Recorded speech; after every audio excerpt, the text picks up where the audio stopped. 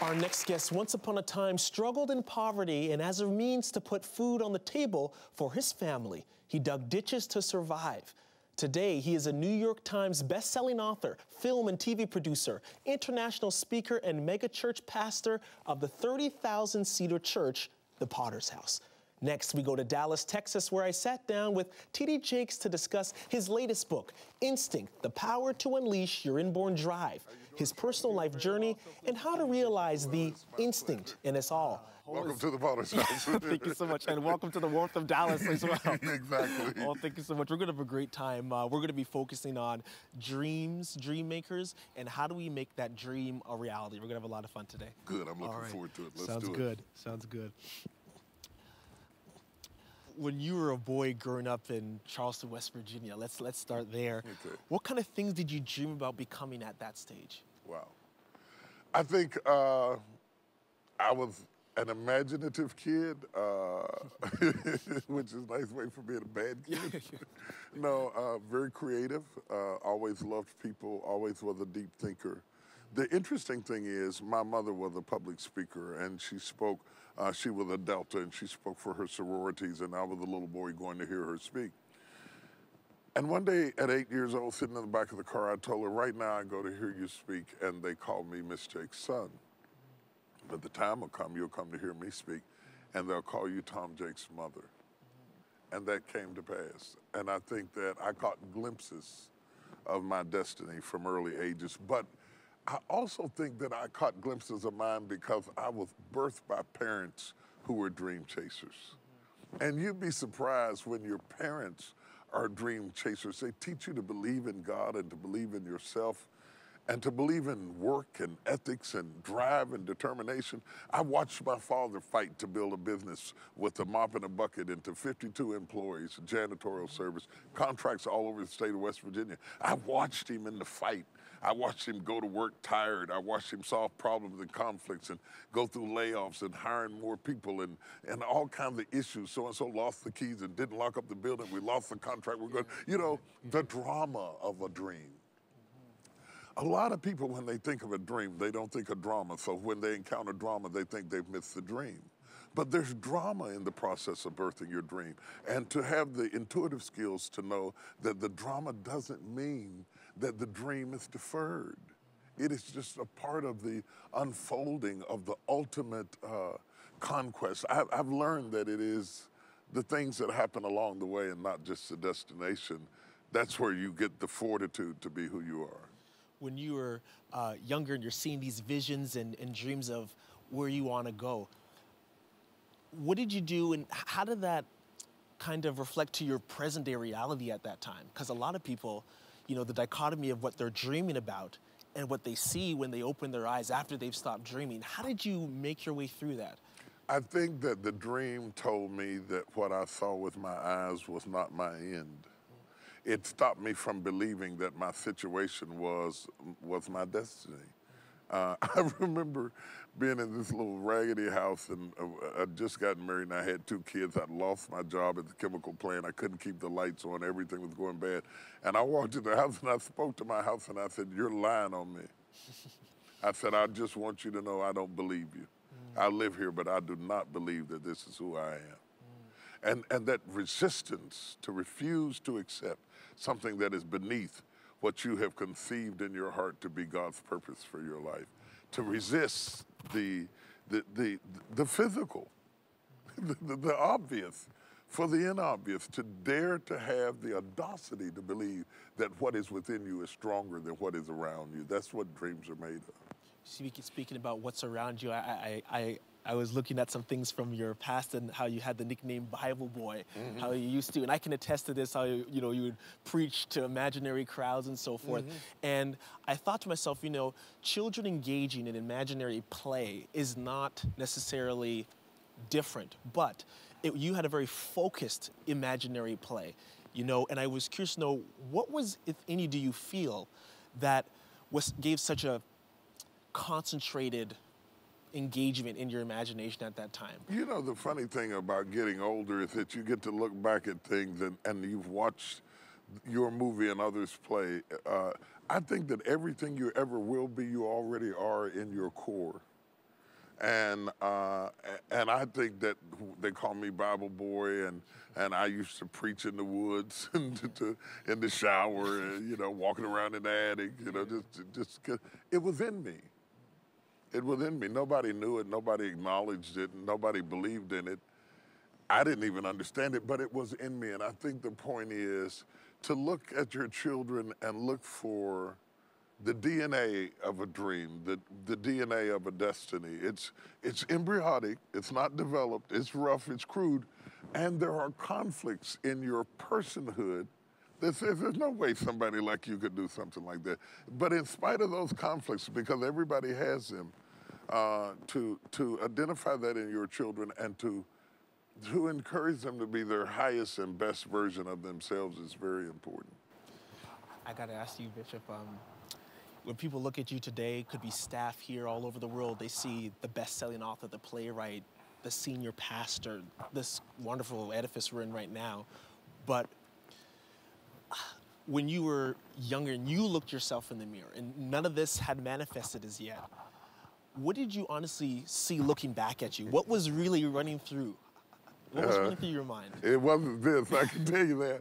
Because had I seen this, it would have horrified me. It wouldn't have drawn me. It would have scared me to death. I didn't have the faith to see this, to be able to see this and not see it as threatening. What I did see is that I'm different. There's something different about me. I'm supposed to do something. I don't know what it is. It's like being in a room where the steam has filled up the room. You can see, but not clearly. I knew that I was different.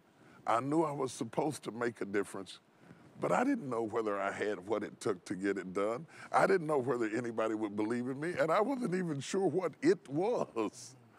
I just knew there was something pulling at me. Take us to that moment about when you visited your home in West Virginia. You looked through the mirror and you spoke to your 26-year-old self, a very well-known story. But how difficult was it? Because there's a lot of people from all different stripes who are saying, you know, on the way here to this interview, the taxi driver had things to say about the ministry.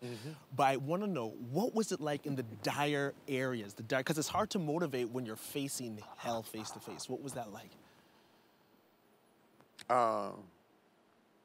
At 26, I was horrified. I'd hit a pothole in life. I was trying to be a father and a husband, didn't really know what I was doing, lost my job. Income had gone down. It was really, really tough. I was afraid, scared I wasn't gonna be able to get up. I mean, literally could not feed my kids. And for me, there's nothing more important than being able to take care of the people I love. To come back 30 years later and look in that house, where every nightmare I could think of in terms of worry and stress and failure had happened, where I had walked the streets to catch the bus because they'd taken my car to trying to get them to hold my utilities on, where I had to go up to the neighbor's house to use the phone for job opportunities, to look into that house and to say to myself 30 years later, you made it. I don't even want to go there, emotional, grateful. Was it the desire you're not going to fail that brought you through those hard times? Because I feel the world, they have their dreams, they know they want it, but what do you speak to yourself in those rough patches? I thought I was going to fail. I was scared to death. I had nothing but a promise from God. I had just left the power company where I went to beg them not to cut the power off, to give me a couple of days, and they basically laughed at me and cut the power off. And I was walking down the street crying, and I really did think I was going to end up homeless. And God said something to me I will never forget. He said, I will not suffer thy foot to be moved. That was it.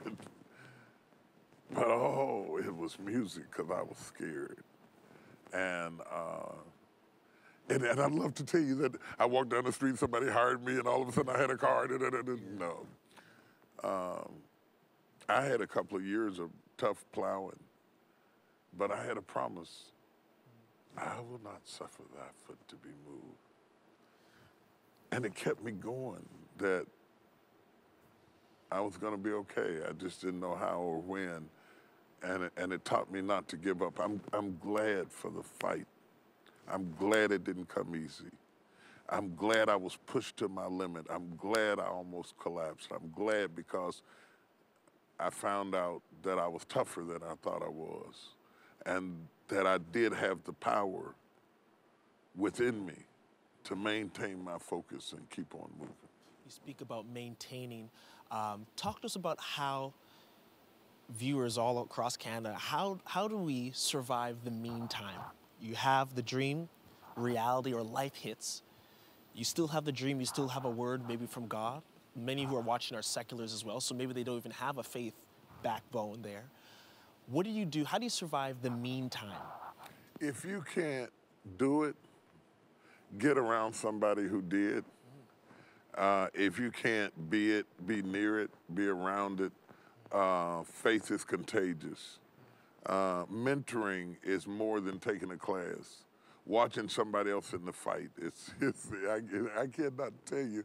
You would think that the greatest mentoring opportunity is to watch somebody succeed, but it's not. The greatest mentoring opportunity is to watch you struggle and watch you suffer and watch you do it scared and watch you do it not knowing whether the check is going to cash or not, and to see trouble so that when you're in the meantime, you will not say that this is a sign that the dream is counterfeit.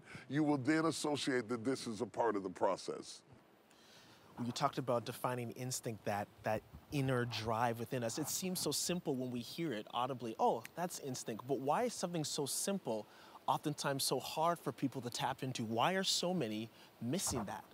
That's why I wrote the book, because I think that so many times we're busy looking around us, but we're not looking in us. And I really believe in God, and I believe that we've been created by the Master's design, and I don't think that we're accidents or incidents, and I think that He hardwired you for where He intended for you to function. And I think that sometimes we're looking for other people, our wives, our husbands, our boyfriends, our coworkers, our coaches, to see something in us, but until you see it in you, somebody else seeing it in you, it doesn't do any good. You have to know that you're valuable, and you have to know that you're worth loving, and you have to know that you bring something to the world worth listening to. If I walk out on this stage and I don't believe in my heart that what I have to say is worth listening to, then they won't believe it. And I think sometimes we're trying to convince the crowd of something that we are not convinced of ourselves. Instincts, destiny. Someone is watching this and they may be finding an instinct within themselves to say, you know what, I've tried to intellectualize my life. They're watching, they may have an instinct that maybe there is a greater power they have to turn their life over to. What steps can they take towards finding that relationship with God? They're surrounded by, as we spoke today, fear, their present realities. They feel that tug, destiny, they feel an instinct. Help those who are watching. How do they get their way to God? First of all, you need to understand that God loves you and loves you having known all about you. There's no better love in the world than the love of somebody who's seen all of your dirt and still likes you anyway. That's amazing. That you're accepted in the beloved and that you can come honestly and say, Lord, I know I'm broken in places that even you would want me to be better, but I sure am grateful that you love me in spite of the cracks in my life. And I'm sorry that I have not consulted you or relied upon you, but I want you to live in my heart and to be present in my life, and I promise to engage you in every area of my life and to make you the central focus of my life. Lord Jesus, come into my heart. Come on in and help me clean it up. Bishop, thank you so much for your time, sir. Excellent, excellent. Good deal. I enjoyed it.